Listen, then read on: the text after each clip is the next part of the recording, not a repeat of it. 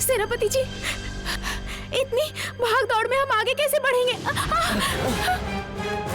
मुझे आप पर भरोसा नहीं करना चाहिए था। अब मुझे दिख रहा है आप किसी काम के नहीं हैं। तय ये हुआ था कि आप सब राक्षस राज्य के प्रवेश द्वार पर नजर रखेंगे। वो पारुल और राघव अगर एक बार राक्षस राज्य में प्रवेश कर गए तो मैं मणिमल्लिका आप सबको छोड़ूंगी नहीं। सीधा पिताजी के पास जाकर आपकी शिकायत करूंगी।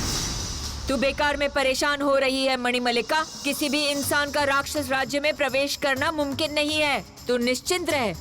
निश्चिंत होने का कोई कारण नहीं है। आप सब ये भूल रहे हैं कि वो लड़की असुर राज्य को पार कर चुकी है। आप सब उसे रोक नहीं पाए हैं। अब से हम और ज्यादा नजर रखेंगे और ज्यादा होशियार रहेंगे। अब तो निश्चिंत होकर सूर्यनगर में वापस लौट जा। हमें भी राक्षस राज्य में लौटना पड़ेगा उत्सव के बाद। उत्सव? कैसा उत्सव? तू शायद भूल गई है मणिमल्लिका, आज राक्षस राज हिरंब मल्ला का जन्मदिन है।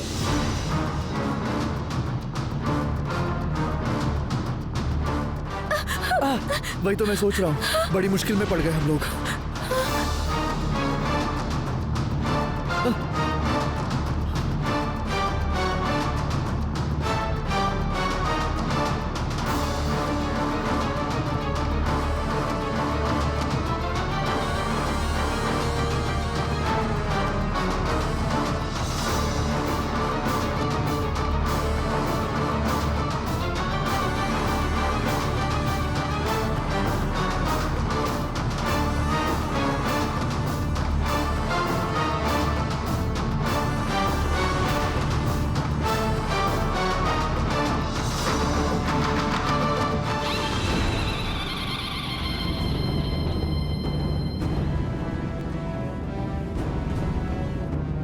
राक्षस राज हिरंब मल्ला की जय जय। राक्षस राज हिरंब मल्ला की जय जय।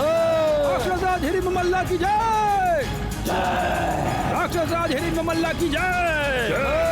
राक्षस राज हिरंब मल्ला की जय। राक्षस राज हिरंब मल्ला की जय।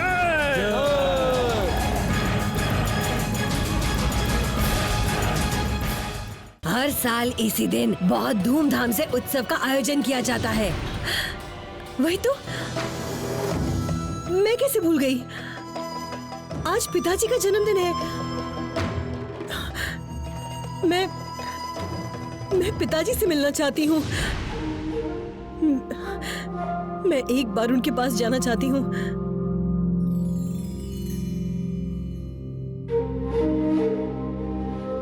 मैं मणिमल्लिका, जिसने सूर्यनगर में राक्षस राज्य का डंका बजाया है, पूर्ण राक्षसी बनने का प्रयास कर रही हूँ।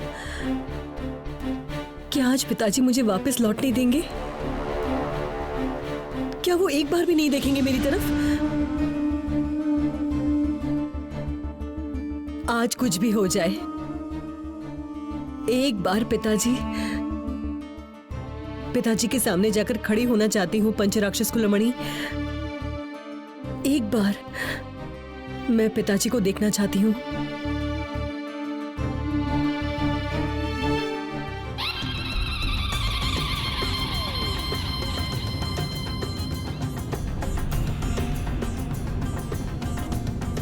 राक्षस राज हिडिंब मल्ला की जय।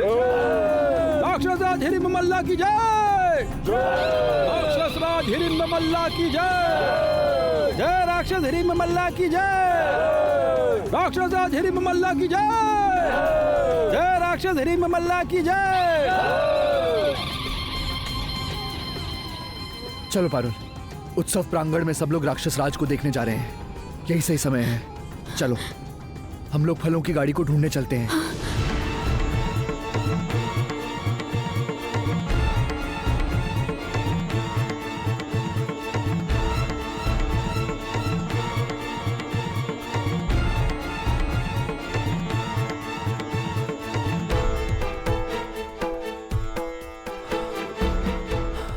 फलों की गाड़ी कहाँ गई?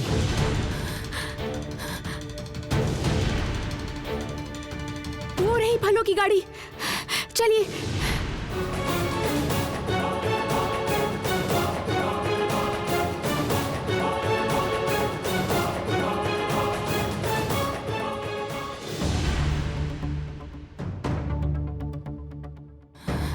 लेकिन इस गाड़ी पे चढ़ना तो हमारे लिए पहाड़ पे चढ़ने जैसा है। अब क्या होगा? इतनी ऊंचाई पे हम पहुंचेंगे कैसे? कोई ना कोई उपाय जरूर निकल आएगा। तुम यहीं रुको, मैं एक बार कोशिश करके देखता हूँ। हाँ।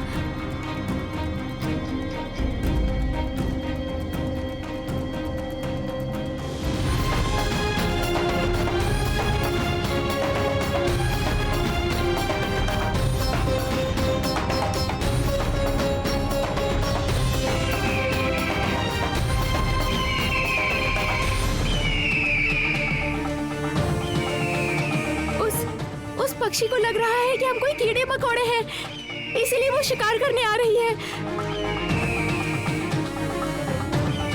अब क्या होगा?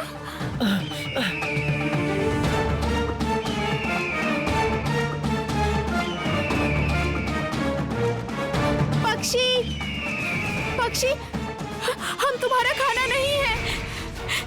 दया करो, हमें मत मारो।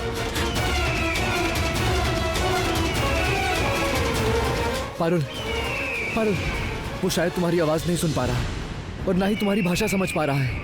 यहाँ रुके तो मुश्किल बढ़ जाएगी। जल्दी जल्दी चलो, उस आम तक पहुंचना होगा। हमें उस आम की चोटी तक पहुंचना होगा। जल्दी चलो।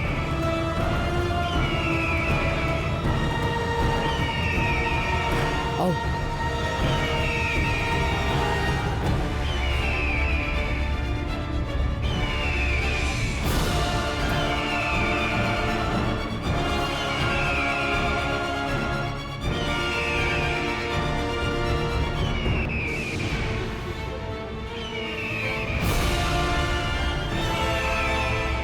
पारुल, चलो हम इस आम को धकेलते हैं। इसे टोकरी से बाहर निकालना होगा।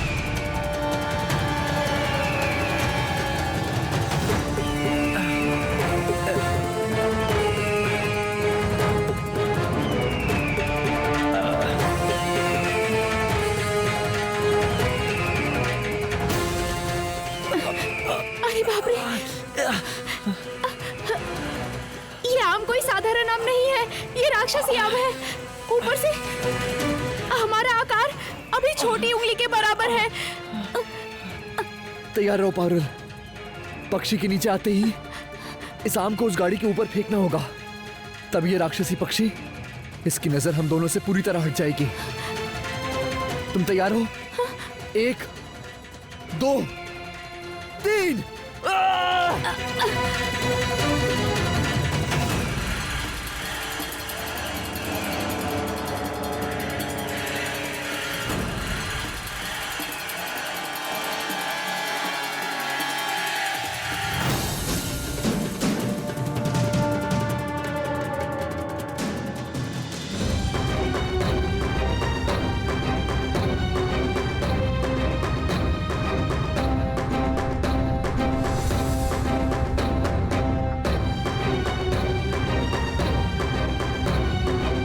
जान बची राक्षसी पक्षी चला गया।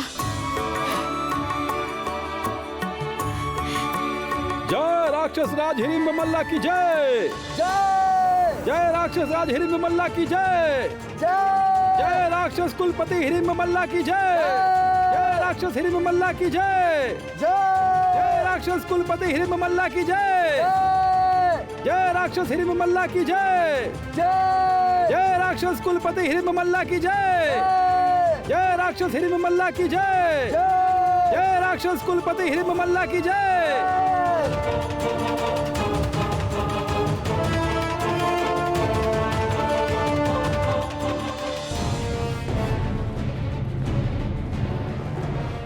कई दिनों के बाद इस रास्ते से जा रही हूँ। आह, मेरे मन को बहुत शांति मिल रही है। जब तूने इंसान से शादी की थी और अपने पिता का घर छोड़ा था, ये कोई कल की बात थोड़ी है। तब मेरी उम्र बहुत ही कम थी, इतनी बुद्धि भी नहीं थी। अब समझ में आता है पिताजी की बात न मान के मैंने कितनी बड़ी गलती की। जो होना था सो हो गया। अब तू देखना, धीरे धीरे सब ठीक हो जाएगा। राक्षस राज फिर से तुम्हें अपना लेंगे।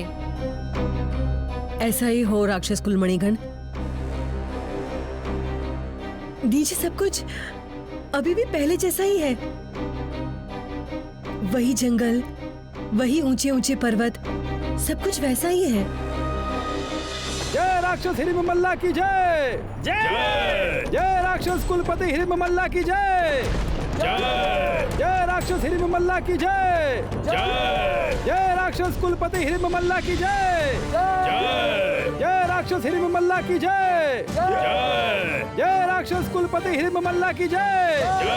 जय राक्षस हिडिंब मल्ला की जय। जय राक्षस कुलपति हिडिंब मल्ला की जय। जय राक्षस हिडिंब मल्ला की जय। जय राक्षस कुलपति हिडिंब मल्ला की जय। जय राक्षस हिडिंब मल्ला की जय। जय राक्षस हिडिंब मल्ला की जय। जय राक्षस कुलपति हिडिंब मल्ला की जय। ये भूकंप तो नहीं लग रहा, कुछ और है। मुझे लग रहा है आवाज शायद उस तरफ से आ रही है।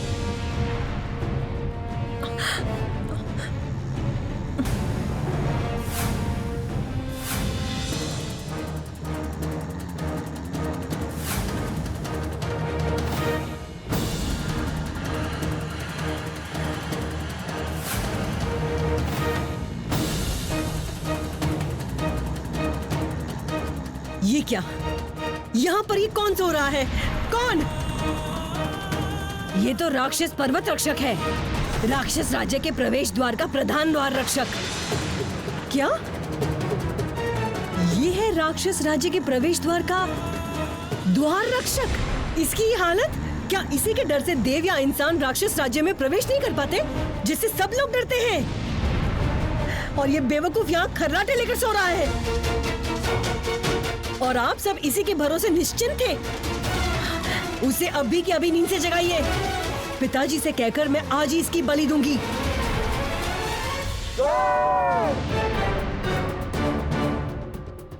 मेरे प्यारे राक्षस प्रजागण, आज के इस उत्सव में सभी का स्वागत है। आप सबकी उपस्थिति से मैं बहुत ही प्रसन्न हूँ, आनंदित हूँ, बहुत ही आनंदित। भूलना मत राक्षस सेना, इस धरती पे तुमसे ज्यादा शक्तिशाली और कोई नहीं है। ऐसा पहले कभी नहीं हुआ मणिमल्लिका।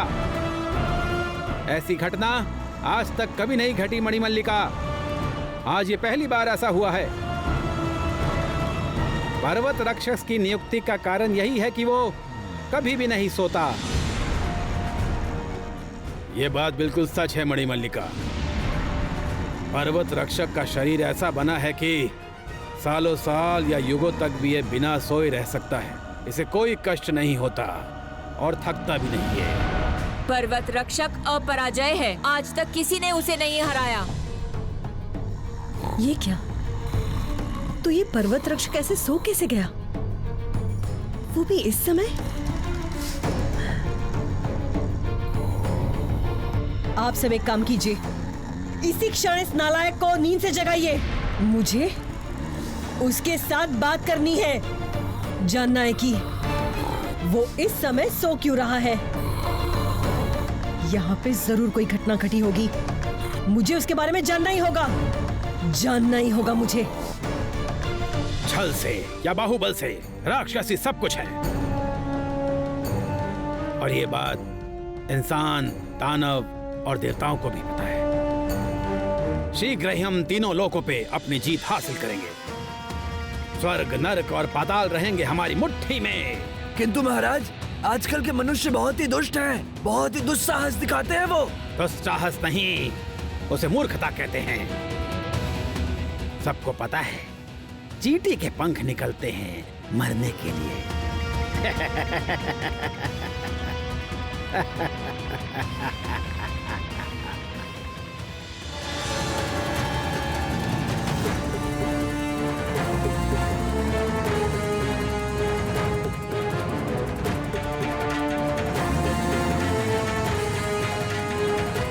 ये क्या?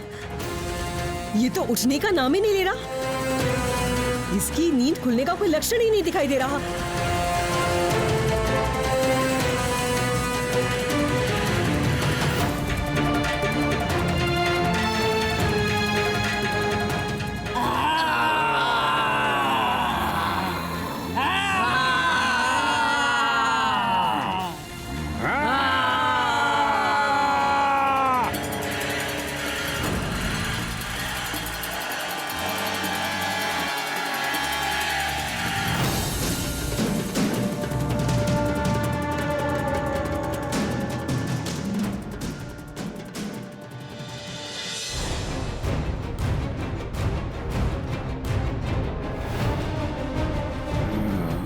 राक्षस राज्य के द्वार में अगर ऐसा द्वार रक्षक रहेगा तो कोई भी कभी भी राज्य में घुस सकता है। इंसान के विनाश का समय आ गया है, इसीलिए वो सब इतने उछल रहे हैं। इंसान का मांस बड़ा ही स्वादिष्ट है, बहुत ही स्वादिष्ट है। इसलिए हमारे खाने में नियमित रूप से इंसान का मांस होना चाहिए।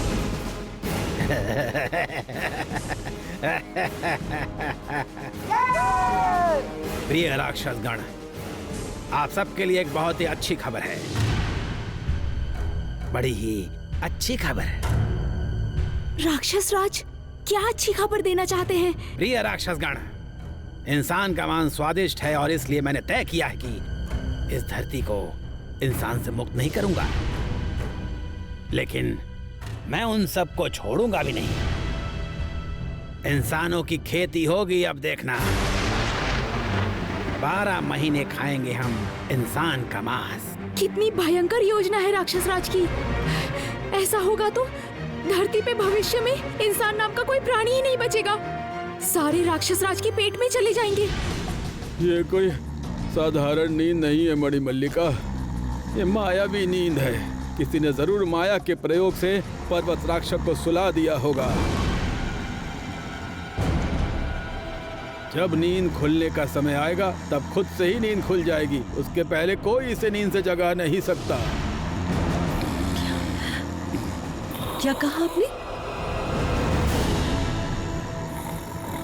फिर तो ये गंभीर समस्या है। अब तो मेरी आशंका सच हो रही है। ये जरूर पारुल का काम है, जरूर। पारुल ने इस पर्वत रक्षक को सुला दिया और राक्षस राज्य में प्रवेश कर गई। जय! राक्षसगण, स्वर्ग, नरक और पाताल जय करने के लिए हम तैयार हैं, ठीक है? हम अवश्य विजयी होंगे। जय हो राजा हिडिंब मल्ला की जय। जय! आपने सुना सेनापति जी, कितनी भयंकर योजना है इनकी। राक्षस राज विश्व ब्रह्मांड जीतने दिग्विजय के लिए निकलेंगे। नहीं नहीं, ये नहीं हो सकता। धरती से अच्छी शक्तियाँ ऐसे नहीं मिट सकती, इसलिए हमें कुछ करना पड़ेगा। तू खामखा परेशान हो रही है मणिमल्लिका। अगर किसी ने माया की सहायता से पर्वत रक्षक को सुला दिया तो भी वो राक्षस राज्य में प्रवेश नहीं कर सकता, क्योंकि इसके लिए राक्षस का खून होना जरूरी है। बिल्कुल सही कहा इसने। नहीं तो जो भी हमारे राज्य में प्रवेश करने की कोशिश करेगा वो उस लावा की ज्वाला में भस्म हो जाएगा। नहीं नहीं नहीं, मैं किसी बात पे यकीन नहीं कर सकती। मैं अब किसी पे भरोसा नहीं कर सकती। पारुल और राघव के लिए सब कुछ मुमकिन है, सब कुछ, और एक पल भी देर नहीं की जा सकती। और देर हो गई तो अनर्थ हो जाएगा। शीघ्र ही मेरे साथ चलिए, शीघ्र चलिए मेरे साथ राक्षस राज्य में। सबसे पहले हमें तुम्हारे भाई को बचा के तुम्हारी माँ के पास लेके जाना है पारुल। यही हमारा पहला लक्ष्य होगा। और जिस दिन इसी तरह तुम अपने सातों भाइयों को ढूंढ लोगी और राजा महेंद्र को ढूंढकर उन्हें सूर्यनगर के सिंहासन पर वापस बिठा दोगी, उस दिन देखना राजा महेंद्र और उनके सारे बच्चे मिलकर पृथ्वी से सारी बुरी शक्तियों का विनाश कर देंगे। ये मेरा विश्वास है। आपकी बातें सच निकले सेनापति जी, आपकी इच्छाएं साकार हो। आपका हाथ पकड़ के मैं इस धरती पे शांति और आनंद वापस लाना चाहती हूँ। जरूर, हम जरूर करेंगे। एक साथ लड़ेंगे बुरी शक्तियों के खिलाफ। तुझे राक्षसों जैसा देखना पड़ेगा, वरना तू कई तरह की मुसीबतों में पड़ सकती है बेटा।